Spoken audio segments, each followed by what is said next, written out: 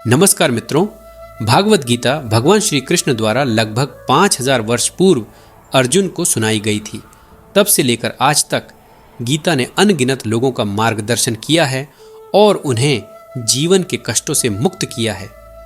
गीता के उपदेशों को अपने जीवन में उतारने वाला व्यक्ति सभी दुखों से मुक्त हो जाता है।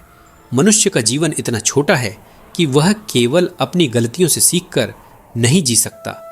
इसलिए यह वीडियो सुनने से आपको जीवन में कम गलतियां करने में मदद मिलेगी। भगवत गीता हमें सही दिशा दिखाती है और हमें गलतियां करने से बचाती है। इस वीडियो में हमने गीता के गहन अध्ययन के बाद उसके उपदेशों को सरल और समझने योग्य तरीके से प्रस्तुत किया है। हमने इसे कहानी के माध्यम से भी समझाया है ताकि आप इसे आसानी से अपने जीवन में लागू कर सकें। इस वीडियो को पूरा देखना आपके लिए अत्यंत लाभकारी सिद्ध होगा। इस वीडियो में 13 कथाएं हैं जो एक से बढ़कर एक हैं। हर कथा में एक सीख है। पूरी कथा सुनना बहुत जरूरी है। पहला विचार, जब परिवार के सदस्य अप्रिय लगने लगे और पराये अपने लगने लगे तो समझ लीजिए विनाश का समय आरंभ हो गया है। यह कथा महाभारत के पात्र धृतराष्ट्र और उनके पुत्र दुर्योधन की है, जो परिवार और विनाश के समय के आगमन को दर्शाती है। धृतराष्ट्र हस्तिनापुर के राजा थे और पांडवों के काका थे। उन्होंने अपने पुत्र दुर्योधन के प्रति अत्यधिक मोह और पक्षपात दिखाया। दुर्योधन की नीतियां और निर्णय अधर्म पर आधारित थे, लेकिन धृतराष्ट्र ने उसे हमेशा समर्थन दिया, भले ही वह परिवार के अन्य सदस्यों के लिए घातक साबित हो रहा था। दुर्योधन को अपने चचेरे भाइयों पांडवों से ईर्ष्या थी। उसने पांडवों को कष्ट देने और उनके राज्य को हड़पने के लिए कई षड्यंत्र रचे। युधिष्ठिर ने उसे भाईचारे और सहयोग का हाथ बढ़ाया, लेकिन दुर्योधन ने उसे ठुकरा दिया और हमेशा उनके प्रति वैमनस्य रखा। दुर्योधन के लिए कर्ण और शकुनी जैसे मित्र अधिक प्रिय थे, जो उसे अधर्म के मार्ग पर ले जा रहे थे। उन्होंने उसे उसके अहंकार और ईर्ष्या को बढ़ावा दिया। जब परिवार के अपने सदस्य जैसे भीष्म, द्रोणाचार्य और विदुर दुर्योधन को सच्चाई और धर्म का मार्ग दिखाने का प्रयास करते थे तो वह उन्हें अप्रिय मानता था और उनकी सलाह को अनसुना कर देता था। दुर्योधन की यही सोच और उसके परिवार के सदस्यों के प्रति अप्रिय भाव उसके विनाश का कारण बना। महाभारत का युद्ध आरंभ हुआ, जिसमें परिवार के ही सदस्यों के बीच युद्ध हुआ। अंततः दुर्योधन और उसके साथियों का विनाश हो गया।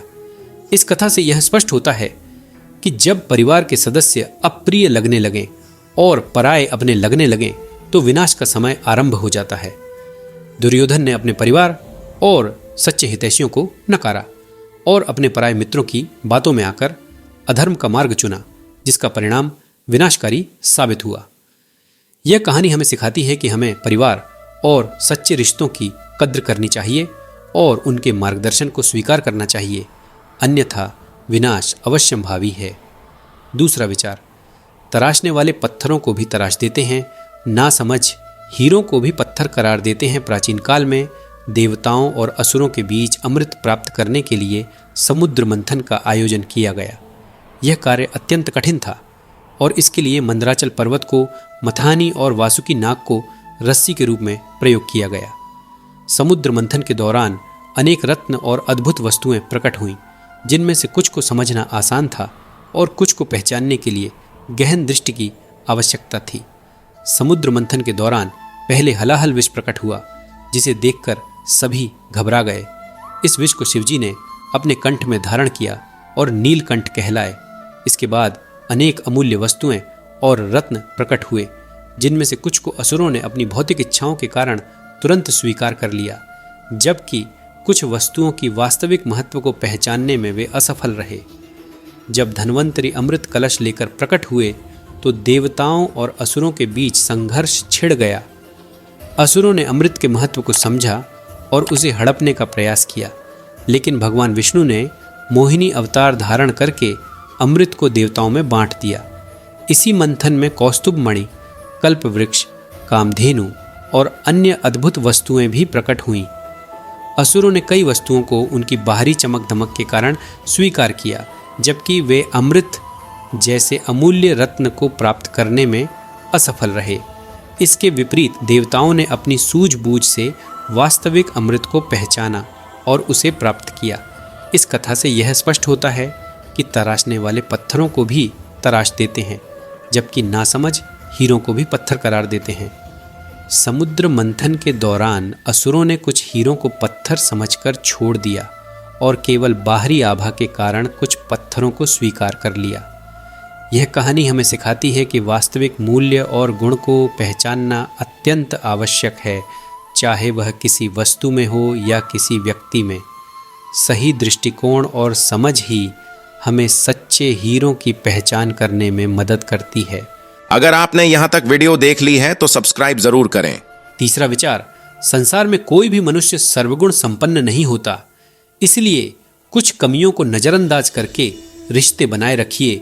भगवान राम और हनुमान के बीच का रिश्ता आदर्श मित्रता और भक्ति का प्रतीक है। हनुमान ने श्री राम की भक्ति में अपना सर्वस्व समर्पित कर दिया था और उनके प्रति असीम श्रद्धा और निष्ठा रखते थे। हनुमान की भक्ति और सेवा के प्रति भगवान राम का भी अत्यधिक प्रेम था। हनुमान, जो कि वानर थे, उनके पास कुछ कमियां भी थीं। वानर होने के कारण उनका स्वभाव कभी कभी चंचल हो सकता था। हनुमान ने अपनी चंचलता के कारण कई बार शरारतें की, लेकिन भगवान राम ने हमेशा उनके गुणों और भक्ति को महत्व दिया और उनकी कमियों को नजरअंदाज किया। जब हनुमान ने लंका जाने के लिए समुद्र पार किया और सीता जी से भेंट की, तो उन्होंने अशोक वाटिका में उपद्रव मचाया और रावण के बगीचे को तहस नहस कर दिया। इसके बावजूद भगवान राम ने उनकी इस चंचलता को नजरअंदाज किया, क्योंकि उन्होंने यह कार्य सीता जी की खोज और रावण के प्रति संदेश देने के उद्देश्य से किया था। भगवान राम ने हनुमान की भक्ति, निष्ठा और समर्पण को अधिक महत्व दिया और उनकी चंचलता और वानर स्वभाव की छोटी मोटी कमियों को दरकिनार कर दिया। उन्होंने हनुमान को गले लगाकर उनकी सेवा और भक्ति के लिए आभार व्यक्त किया। इस कथा से यह स्पष्ट होता है कि संसार में कोई भी मनुष्य सर्वगुण संपन्न नहीं होता। हर व्यक्ति में कुछ न कुछ कमियां होती हैं, लेकिन अगर हम किसी के गुणों और उनके प्रति भक्ति और समर्पण को महत्व दें, तो हम रिश्तों को मजबूती के साथ बनाए रख सकते हैं। भगवान राम और हनुमान का रिश्ता इस बात का प्रमाण है कि जब हम किसी की कमियों को नज़रअंदाज करके उनके गुणों को अपनाते हैं, तो रिश्ते मजबूत और अटूट बन जाते हैं। चौथा विचार, कभी कभी जीवन में आगे बढ़ने के लिए उन चीज़ों और व्यक्तियों को भी त्यागना पड़ेडियचता है जो कभी तुम्हारी हृदय की गहराई में विलीन थे। राजा हरिश्चंद्र सत्य और धर्म के प्रतीक माने जाते थे। उनके राज्य में प्रजा सुखी और समृद्ध थी। एक बार महर्षि विश्वामित्र ने राजा हरिश्चंद्र की सत्यनिष्ठा की परीक्षा लेने का निर्णय लिया। उन्होंने हरिश्चंद्र से कहा कि उन्हें एक यज्ञ करना है और इसके लिए उन्हें राजा से दक्षिणा चाहिए। राजा हरिश्चंद्र ने अपनी सारी संपत्ति और राज्य महर्षि को दान कर दिया और स्वयं अपने परिवार के साथ वन में चले गए। अब उनके पास कुछ भी नहीं था, लेकिन सत्य के प्रति उनकी निष्ठा अडिग थी। उन्होंने अपनी प्रिय पत्नी और पुत्र को भी त्याग कर दिया ताकि वे किसी भी प्रकार का भार न बने और उन्हें आगे बढ़ने का अवसर मिल सके। हरिश्चंद्र ने सत्य के मार्ग पर चलने के लिए अपने प्रियजनों का त्याग किया। उन्होंने एक चांडाल के यहाँ नौकरी की और श्मशान में काम करने लगे। उनकी पत्नी और पुत्र भी कठिन परिस्थितियों में जी रहे थे, लेकिन हरिश्चंद्र का सत्य के प्रति समर्पण उन्हें विचलित नहीं कर पाया। अंततः उनकी सत्यनिष्ठा ने देवताओं को प्रसन्न कर दिया। देवताओं ने उन्हें और उनके परिवार को पुनः सुख और समृद्धि प्रदान की। हरिश्चंद्र का यह त्याग और समर्पण उनके लिए जीवन में आगे बढ़ने का मार्ग बना और उन्हें अमर बना दिया। इस कथा से यह स्पष्ट होता है कि कभी कभी जीवन में आगे बढ़ने के लिए हमें उन चीज़ों और व्यक्तियों का त्याग करना पड़ता है जो हमारे हृदय के करीब होते हैं। राजा हरिश्चंद्र ने सत्य के प्रति अपनी निष्ठा के लिए अपने परिवार और सुख सुविधाओं का त्याग किया और अंततः उन्होंने महानता प्राप्त की। यह कहानी हमें सिखाती है कि त्याग और समर्पण से हम जीवन में उच्चता और महानता की ओर अग्रसर हो सकते हैं। पंचवा विचार, उदय किसी का भी अचानक नहीं होता। सूर्य भी धीरे धीरे निकलता है और उजाला करता है, यह कथा भक्त प्रहलाद की है, जो यह दर्शाती है कि उदय धीरे धीरे होता है और इसके लिए धैर्य और विश्वास की आवश्यकता होती है। प्रहलाद हिरण्यकशिपु का पुत्र था, जो असुरों का राजा था और भगवान विष्णु का कट्टर विरोधी था। हिरण्यकशिपु ने भगवान विष्णु को हराने के लिए कठोर तप किया और ब्रह्मा जी से अमरता का वरदान प्राप्त किया। उसकी इच्छा थी कि उसका नाम और यश संपूर्ण संसार में फैले। प्रहलाद हालांकि भगवान विष्णु का परम भक्त था और उसने अपने पिता की ईश्वर विरोधी विचारधारा को कभी स्वीकार नहीं किया। प्रहलाद के लिए भगवान विष्णु ही सब कुछ थे और वह दिन रात उनकी भक्ति में लीन रहता था। हिरण्यकशिपु ने अपने पुत्र की इस भक्ति को देखकर क्रोधित होकर उसे समझाने की कई कोशिशें की, लेकिन प्रहलाद अपने मार्ग से नहीं डिगा। हिरण्यकशिपु ने प्रहलाद को अनेक कठिनाइयों और कष्टों का सामना करने के लिए मजबूर किया। उसने प्रहलाद को मारने के लिए कई प्रयास किए, लेकिन प्रहलाद के अडिग विश्वास और भगवान विष्णु की कृपा के कारण वह हर बार सुरक्षित बच गया। प्रहलाद के धैर्य, विश्वास और भक्ति ने अंततः भगवान विष्णु को प्रकट होने के लिए प्रेरित किया। भगवान विष्णु ने नरसिंह अवतार लेकर हिरण्यकशिपु का अंत किया और प्रहलाद को उसका राज्य सौंपा। प्रहलाद का उदय धीरे धीरे हुआ, लेकिन उसने अपने धैर्य और विश्वास से अपने लक्ष्य को प्राप्त किया। इस कथा से यह स्पष्ट होता है कि उदय किसी का भी अचानक नहीं होता। प्रहलाद के जीवन में भी अनेक कठिनाइयाँ आईं, लेकिन उसके धैर्य और भगवान विष्णु के प्रति उसकी भक्ति ने उसे सफलता दिलाई। यह कहानी हमें सिखाती है कि धैर्य और निरंतरता के साथ किए गए प्रयासों से हम अपने जीवन में उजाला ला सकते हैं, जैसे सूर्य धीरे धीरे निकलता है और उजाला करता है। छठवां विचार, जब भी विनाश होने का प्रारंभ होता है, शुरुआत वाणी के संयम खोने से होती है। यह कथा दक्ष प्रजापति के यज्ञ की है, जो यह दर्शाती है कि जब भी विनाश का प्रारंभ होता है, उसकी शुरुआत वाणी के संयम खोने से होती है। दक्ष प्रजापति ब्रह्मा जी के मानस पुत्र थे और बहुत ही शक्तिशाली और प्रभावशाली प्रजापति थे। उनकी पुत्री सती का विवाह भगवान शिव से हुआ था। दक्ष प्रजापति भगवान शिव को पसंद नहीं करते थे और उनके प्रति उनका व्यवहार हमेशा ही अपमानजनक रहता था। एक बार दक्ष ने एक भव्य यज्ञ का आयोजन किया और सभी देवताओं, अर्षियों और महान व्यक्तियों को निमंत्रित किया, लेकिन उन्होंने भगवान शिव को निमंत्रण नहीं भेजा। सती को जब इस यज्ञ के बारे में पता चला तो वह अपने पति शिव से बिना अनुमति के अपने पिता के यज्ञ में चली गई। यज्ञ स्थल पर दक्ष प्रजापति ने भगवान शिव के प्रति अपमानजनक वाणी का प्रयोग किया और उन्हें अपशब्द कहे। सती ने अपने पिता को शिव का अपमान करते हुए देखा और यह सहन नहीं कर सकी। उनके पिता के अपशब्दों ने उनके मन को अत्यंत आहत कर दिया और अपनी वाणी के इस दुरुपयोग को देखकर उन्होंने यज्ञ अग्नि में आत्मदाह कर लिया। जब भगवान शिव को सती के आत्मदाह का पता चला तो वे अत्यंत क्रोधित हो गए। उनके क्रोध से तांडव प्रारंभ हुआ और उन्होंने वीरभद्र को उत्पन्न किया, जिसने यज्ञ का विध्वंस कर दिया और दक्ष प्रजापति का सिर काट दिया। दक्ष प्रजापति की वाणी के संयम खोने और भगवान शिव के प्रति अपमानजनक शब्दों के प्रयोग के कारण विनाश का प्रारंभ हुआ, जिसमें उनका यज्ञ नष्ट हो गया और उन्हें अपनी जान भी गंवानी पड़ी। इस कथा से यह स्पष्ट होता है कि वाणी का संयम खोने से कैसे विनाशकारी परिणाम हो सकते हैं। दक्ष प्रजापति के अपशब्दों ने उनके परिवार और उनके यज्ञ का विनाश कर दिया। यह कहानी हमें सिखाती है कि वाणी का संयम अत्यंत महत्वपूर्ण है और अपशब्दों और अपमानजनक व्यवहार से विनाश का प्रारंभ होता है। संयमित वाणी और सम्मानजनक व्यवहार से ही हम जीवन में शांति और समृद्धि प्राप्त कर सकते हैं। सातवां विचार, जन्म लेने वाले के लिए मृत्यु उतनी ही निश्चित है जितना कि मृत होने वाले के लिए जन्म लेना। इसीलिए जो अपरिहार्य है उस पर शोक मत करो। यह कथा राजा परीक्षित की है, जो यह दर्शाती है कि जन्म लेने वाले के लिए मृत्यु उतनी ही निश्चित है जितना कि मृत होने वाले के लिए जन्म लेना। इसीलिए जो अपरिहार्य है उस पर शोक नहीं करना चाहिए। राजा परीक्षित महाभारत के महान योद्धा अर्जुन के पौत्र और अभिमन्यु के पुत्र थे।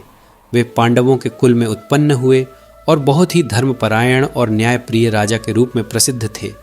उनके शासनकाल में प्रजा सुखी और समृद्ध थी।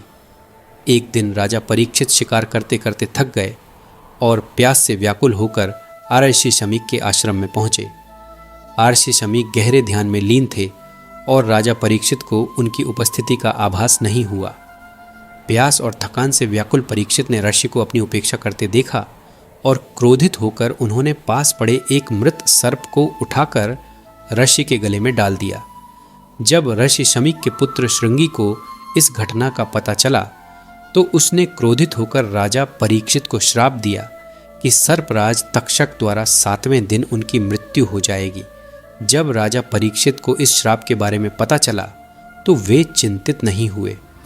उन्होंने इस अपरिहार्य सत्य को स्वीकार कर लिया और अपना समय भगवान की भक्ति और ध्यान में लगाने का निर्णय लिया। राजा परीक्षित ने महान ऋषि सुखदेव जी से भागवत पुराण की कथा सुनी और अपने जीवन के अंतिम दिनों को ज्ञान और भक्ति में समर्पित कर दिया। उन्होंने मृत्यु को जीवन का एक अवश्यंभावी भाग मानकर उसका स्वागत किया और आत्मज्ञान प्राप्त किया। इस कथा से यह स्पष्ट होता है कि जन्म और मृत्यु जीवन के अपरिहार्य सत्य हैं। राजा परीक्षित ने अपने निकट आने वाली मृत्यु का शोक नहीं किया, बल्कि उसे आत्मज्ञान और भक्ति का अवसर मानकर अपनाया।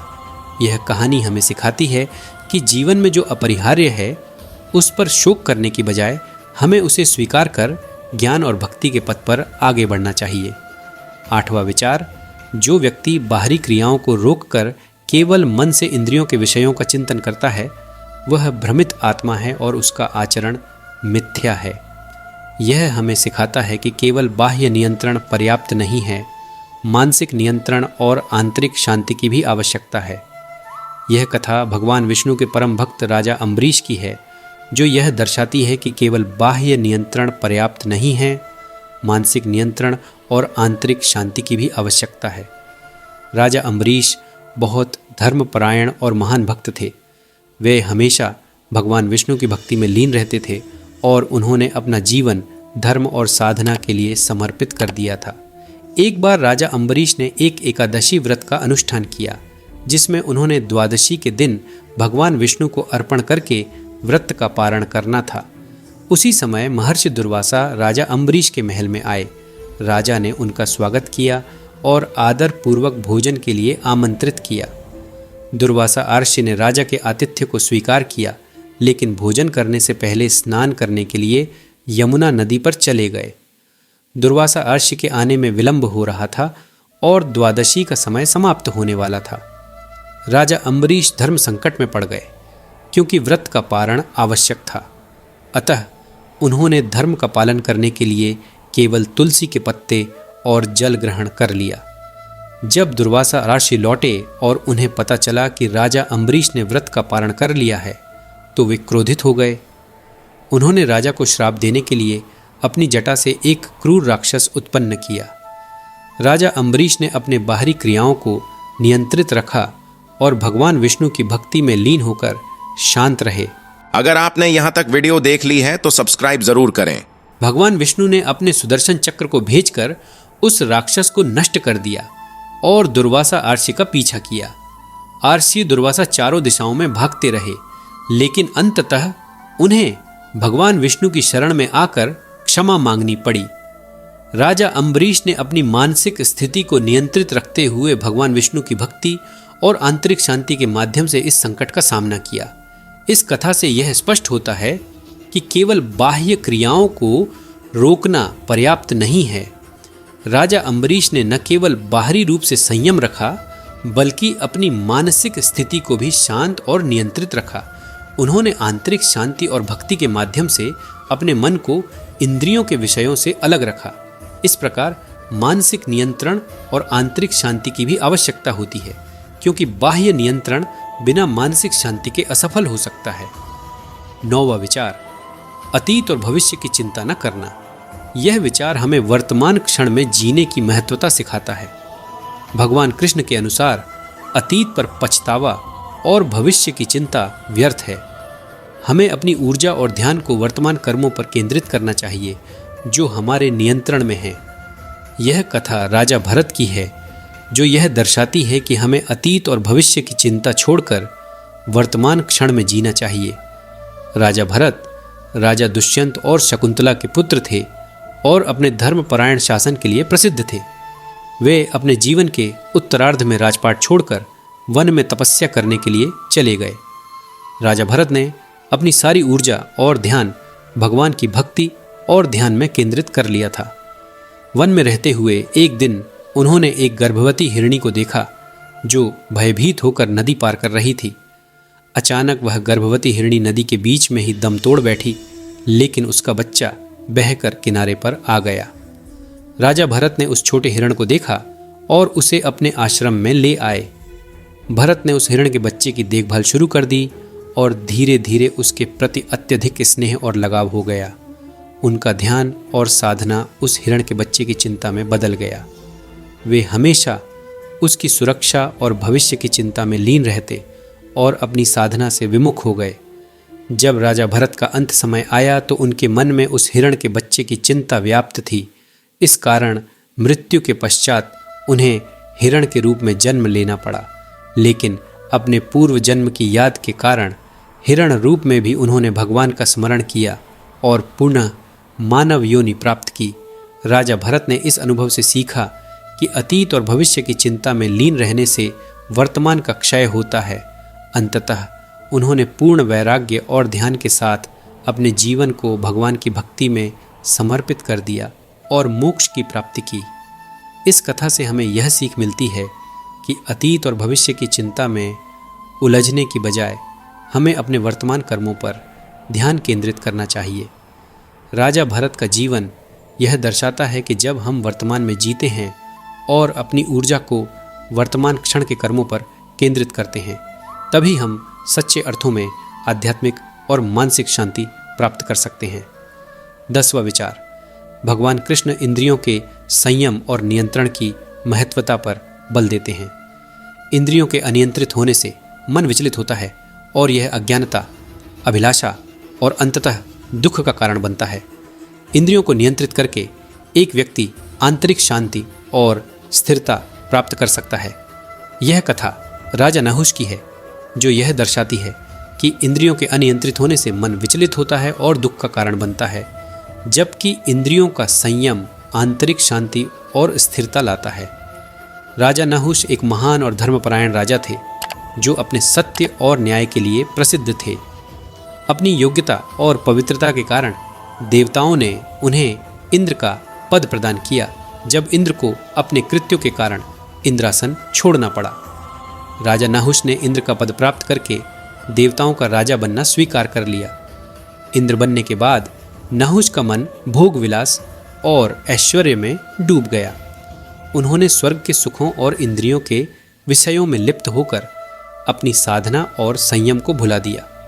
धीरे धीरे उनकी इच्छाएं और अभिलाषाएं बढ़ती गईं और उन्होंने इंद्राणी शची पर भी अधिकार जमाने की चेष्टा की। शची ने अपनी रक्षा के लिए महर्षि बृहस्पति से सहायता मांगी। बृहस्पति ने एक उपाय बताया जिससे नहुष को सबक सिखाया जा सके। शची ने नहुष से कहा कि वे पालकी में सवार होकर उनके पास आ सकते हैं और पालकी को सप्तर्षि खींचेंगे। नहुष ने अपनी इच्छा की पूर्ति के लिए सप्तर्षियों से पालकी खिंचवाने का हठ किया। जब सप्तर्षि पालकी खींचने लगे तो नहुष ने उतावलेपन में उन्हें शीघ्रता करने के लिए सर्प सर्प कहा। इस अनादर से क्रोधित होकर महर्षि अगस्त्य ने नहुष को श्राप दिया कि वह सर्प योनि में जन्म लेगा। अपने इस पतन का कारण जानकर नहुष को एहसास हुआ कि उनके इंद्रियों के अनियंत्रित होने और भोग की लालसा ने उन्हें अज्ञानता और दुख के गर्त में धकेल दिया। उन्होंने सर्प योनि में अपनी गलतियों का पश्चाताप किया और अंततः इंद्रियों पर नियंत्रण प्राप्त कर मोक्ष की प्राप्ति की। इस कथा से यह स्पष्ट होता है कि इंद्रियों के अनियंत्रित होने से मन विचलित होता है और दुख का कारण बनता है। राजा नहुष के पतन का कारण उनकी इंद्रियों पर नियंत्रण का अभाव था, जिससे उनकी इच्छाएं और अभिलाषाएं बढ़ीं और अंततः उन्हें दुख और अपमान का सामना करना पड़ा। इंद्रियों को नियंत्रित करके ही व्यक्ति आंतरिक शांति और स्थिरता प्राप्त कर सकता है। 11वां विचार, भगवान कृष्ण यह समझाते हैं कि जीवन के दुखों से मुक्ति पाने का मार्ग आत्मज्ञान में निहित है। जब व्यक्ति यह समझ जाता है कि वास्तविक स्वरूप आत्मा है जो कभी नष्ट नहीं होती, तब वह सांसारिक दुखों से परे हो जाता है। यह कथा राजा जनक की है, जो यह दर्शाती है कि आत्मज्ञान प्राप्त करने से व्यक्ति सांसारिक दुखों से मुक्त हो जाता है। राजा जनक विदेह राज्य के एक प्रजापालक, न्यायप्रिय और धर्मनिष्ठ राजा थे। वे भगवान शिव के परम भक्त थे और अपने ज्ञान और वैराग्य के लिए प्रसिद्ध थे। एक बार उनके दरबार में महर्षि अष्टावक्र आए, जो आत्मज्ञान के महान ज्ञाता थे। राजा जनक ने अष्टावक्र से आत्मज्ञान प्राप्त करने की इच्छा व्यक्त की। महर्षि अष्टावक्र ने राजा जनक को एकांत में ध्यान लगाने और आत्मज्ञान प्राप्त करने के लिए निर्देशित किया। उन्होंने राजा जनक को बताया कि आत्मा अविनाशी है और यह शरीर, मन और बुद्धि से परे है। आत्मा का स्वरूप शाश्वत, अजर और अमर है। जो व्यक्ति अपने वास्तविक स्वरूप को पहचान लेता है, वह संसार के दुखों से मुक्त हो जाता है। महर्षि अष्टावक्र की शिक्षा के अनुसार राजा जनक ने अपने अंदर के आत्मज्ञान को समझने के लिए ध्यान किया। उन्होंने महसूस किया कि उनके वास्तविक स्वरूप आत्मा है, जो अनंत, शाश्वत और नष्ट नहीं होती। इस ज्ञान ने उन्हें संसार के सभी दुखों से परे कर दिया और वे आत्म साक्षात्कार की अवस्था में पहुंचे। एक बार जनक के महल में आग लग गई और सभी लोग घबराहट में इधर उधर भागने लगे, परंतु राजा जनक शांत और स्थिर बैठे रहे। उनके मंत्रियों ने पूछा कि वे इस संकट की स्थिति में इतने शांत कैसे रह सकते हैं। जनक ने उत्तर दिया कि यह महल मेरा नहीं है और यह शरीर भी मेरा नहीं है। मैं आत्मा हूँ जो इन सभी से परे है। आग मेरे बाहरी आवरण को नष्ट कर सकती है, लेकिन मेरी आत्मा को नहीं। राजा जनक की इस अवस्था से यह स्पष्ट होता है कि आत्मज्ञान प्राप्त करने के बाद वे सांसारिक दुखों और संकटों से मुक्त हो गए थे। आत्मा का ज्ञान उन्हें शांति और स्थिरता प्रदान करता था, जिससे वे किसी भी परिस्थिति में विचलित नहीं होते थे। इस कथा से यह समझ आता है कि आत्मज्ञान प्राप्त करके व्यक्ति सांसारिक दुखों से मुक्त हो सकता है। जब व्यक्ति यह समझ जाता है कि उसका वास्तविक स्वरूप आत्मा है, तब वह जीवन के सभी दुखों और संकटों से परे हो जाता है। आत्मज्ञान ही सच्ची मुक्ति का मार्ग है। बरहवा विचार। ठंड या गर्मी, सुख या दर्द का अनुभव करें। ये अनुभव क्षणभंगुर हैं। वे आते हैं और जाते हैं। उन्हें धैर्यपूर्वक सहन करें।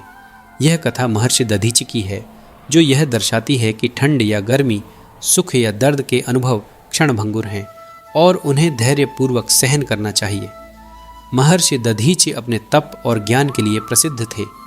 वे एक महात्मा थे जिन्होंने अपने जीवन को भगवान की भक्ति और मानवता की सेवा में समर्पित कर दिया था। उनके तप और त्याग की गाथाएं पुराणों में भरी पड़ी हैं। एक बार देवताओं और असुरों के बीच भयंकर युद्ध छिड़ गया। असुरों के राजा वृत्रासुर ने देवताओं को पराजित कर दिया और स्वर्ग पर अधिकार कर लिया। देवताओं को पराजित देख इंद्र ने ब्रह्मा जी से सहायता मांगी। ब्रह्मा जी ने इंद्र को बताया कि यदि महर्षि दधीचि अपनी अस्थियों का दान करें तो उनसे बना वज्र असुरों के विनाश के लिए अत्यंत प्रभावी होगा। इंद्र और अन्य देवता महर्षि दधीचि के पास गए और उन्हें अपनी अस्थियों का दान करने के लिए प्रार्थना की। महर्षि दधीचि ने देवताओं की आवश्यकता को समझते हुए अपनी देह त्यागने का निर्णय लिया।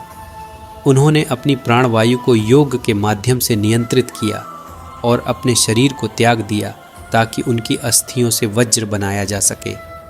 महर्षि दधीचि के इस त्याग से यह सिद्ध होता है कि उन्होंने अपने शरीर और उससे जुड़े सुख दुख के अनुभवों को क्षणभंगुर समझकर धैर्यपूर्वक सहन किया। उन्होंने यह मानते हुए कि जीवन का सच्चा उद्देश्य परमार्थ और धर्म की सेवा है, अपने जीवन का त्याग कर दिया। उनके इस महान बलिदान से देवताओं को शक्ति मिली और वे असुरों पर विजय प्राप्त कर सके। इस कथा से हमें यह सीख मिलती है कि सुख दुख, ठंड गर्मी जैसी परिस्थितियां अस्थायी होती हैं और हमें धैर्यपूर्वक उनका सामना करना चाहिए। महर्षि दधीचि के त्याग ने यह दर्शाया कि जब हम धैर्य और सहनशीलता से जीवन के अनुभवों को स्वीकार करते हैं तो हम उच्च उद्देश्य की पूर्ति के लिए अपना जीवन समर्पित कर सकते हैं। दोस्तों, अब हम आपको हमारी इस वीडियो का अंतिम विचार सुनाने वाले हैं। अगर आप यहाँ तक वीडियो देख रहे हैं तो आप बहुत खुशकिस्मत हैं, आपने बहुत सारा ज्ञान अर्जित कर लिया है। तो हमारे चैनल को सब्सक्राइब जरूर करना। अब अंतिम विचार सुनाते हैं। 13वां विचार, जिसने अपने मन पर विजय प्राप्त कर ली है उसके लिए मन सबसे अच्छा दोस्त है, लेकिन जो ऐसा करने में विफल रहा है उसके लिए मन सबसे बड़ा दुश्मन है। यह कथा महर्षि विश्वामित्र की है, जो यह दर्शाती है कि जिसने अपने मन पर विजय प्राप्त कर ली है उसके लिए मन सबसे अच्छा दोस्त बन जाता है, जबकि जो ऐसा करने में विफल रहता है उसके लिए मन सबसे बड़ा दुश्मन बन जाता है। महर्षि विश्वामित्र एक महान राजा थे जिनका नाम राजा विश्वरथ था। एक दिन वे आर्षि वशिष्ठ के आश्रम में आए, जहां उन्होंने वशिष्ठ की दिव्य गाय नंदिनी को देखा, जो अद्भुत शक्तियों से संपन्न थी। विश्वरथ ने नंदिनी को अपने राज्य के लिए मांगने का प्रयास किया, परंतु वशिष्ठ ने उसे देने से मना कर दिया। इस पर विश्वरथ क्रोधित हो गए और वशिष्ठ के विरुद्ध युद्ध छेड़ दिया, परंतु वशिष्ठ की तपस्या और नंदिनी की दिव्य शक्तियों के आगे विश्वरथ को हार का सामना करना पड़ा। इस पराजय ने विश्वरथ को आत्ममंथन करने पर विवश कर दिया। उन्होंने यह समझा कि एक आर्षि की तपस्या और आत्म संयम के सामने उनका राजसी बल और अहंकार तुच्छ है। उन्होंने राजपाट छोड़कर तपस्वी बनने का निर्णय लिया और तपस्या में लीन हो गए। उन्होंने कठोर तपस्या और साधना के माध्यम से अपने मन को नियंत्रित करने का प्रयास किया। विश्वामित्र की साधना में कई बाधाएं आईं। कामदेव ने उनकी तपस्या को भंग करने का प्रयास किया, लेकिन विश्वामित्र ने अपने मन पर विजय प्राप्त करते हुए उसे विफल कर दिया। कई वर्षों की तपस्या और मन के पूर्ण नियंत्रण के बाद उन्होंने ब्रह्मर्षि का पद प्राप्त किया। विश्वामित्र की इस यात्रा से यह स्पष्ट होता है कि मन पर विजय प्राप्त करना कितना महत्वपूर्ण है। जब विश्वरथ का मन इंद्रियों और इच्छाओं के वश में था, तब वह अपने उद्देश्य में असफल रहे, परंतु जब उन्होंने अपने मन को नियंत्रित कर लिया, तब वही मन उनके सबसे अच्छे मित्र के रूप में कार्य करने लगा और उन्होंने अपने आध्यात्मिक लक्ष्य को प्राप्त किया। इस कथा से हमें यह सीख मिलती है कि जिसने अपने मन पर विजय प्राप्त कर ली है उसके लिए मन सबसे अच्छा मित्र बन जाता है, जबकि जो ऐसा करने में असफल रहता है उसके लिए मन सबसे बड़ा शत्रु बन जाता है। मन का नियंत्रण और आत्म संयम जीवन में सफलता और शांति का मार्ग है। इस वीडियो को देखने के लिए धन्यवाद। भगवद गीता के महत्वपूर्ण विचारों से हमें जीवन में सही मार्गदर्शन मिलता है। यदि आपको यह वीडियो पसंद आया हो तो लाइक करें, अपने दोस्तों के साथ शेयर करें और हमारे चैनल को सब्सक्राइब करना न भूलें। आपके सुझाव और विचार हमें कमेंट्स में ज़रूर बताएं। धन्यवाद और शुभकामनाएं।